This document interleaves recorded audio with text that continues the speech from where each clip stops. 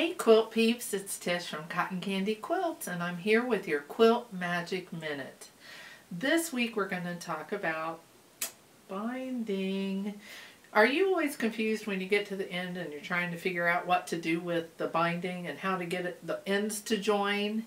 Well, I have a method that will teach you how to do it with no math, right? And no tools. So if you're ready, I'm ready. Let's get to it. So this is how it goes. The first thing we need is a measuring device. Now I told you you didn't have to measure, meaning you don't need a tool and you don't need math, but you do have to know how wide it is. So I'm just going to cut off a piece of my binding, and that is what I'm going to use to measure with. Then I'm going to pull back the right side. I'm going to go about in the middle of the space that I left, and this is a good 12-14 inches, I would say. You can do it with 8, but I wouldn't go any lower than that. Otherwise you're just fighting it. So what I'm doing is placing this so that the edge of the binding fabric is right against the edge of the measuring device, because the cut piece of binding is now your measuring device. So now I'm going to fold over the right side and fold the left side over, and now I'm going to cut on the right side of the binding.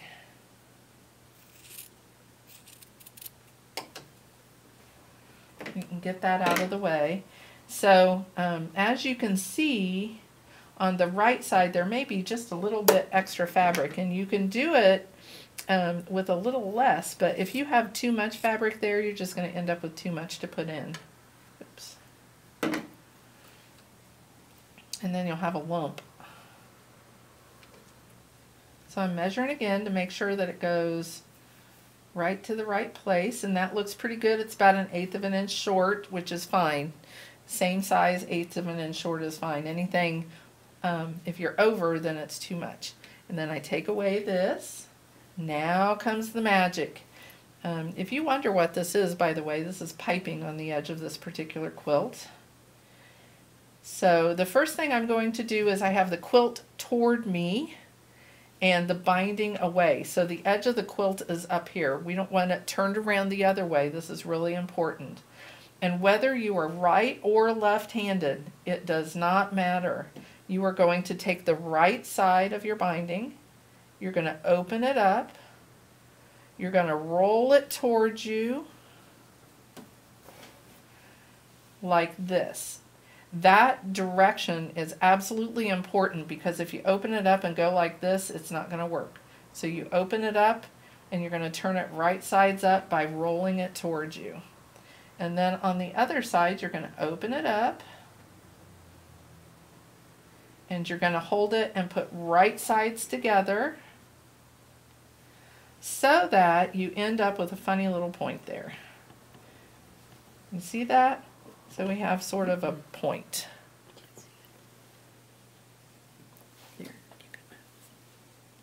So after we have a nice little point, we are going to sew. We're going to sew from this side on the point to where it intersects on the back side. And if I flip this over, you can tell that the edge of my fabric is right there. Now you can pin if you'd like. You can pin if you'd like, or you can just hold it. I tend to just hold it because I don't like the wrinkles. Now I'm going to readjust, and I'm going to sew right across that point.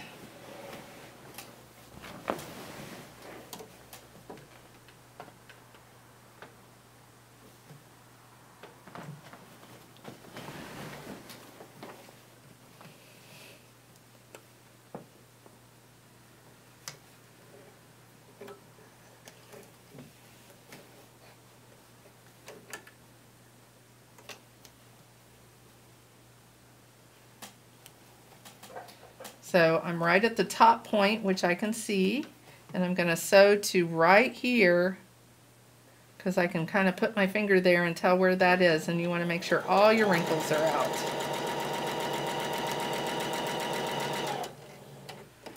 And then we're going to check to make sure that we don't have DNA.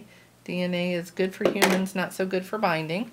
So what I'm going to do is just pull this out, and the binding should absolutely just fit straight in that spot, which it does, with a diagonal seam just like when you joined it. So now that I know that it's correct, I'm just going to clip off the extra little piece right there, finger press it, and then finish the binding seam. And that's it. Thanks for joining us for Quilt Magic Minute, and we'll see you next time.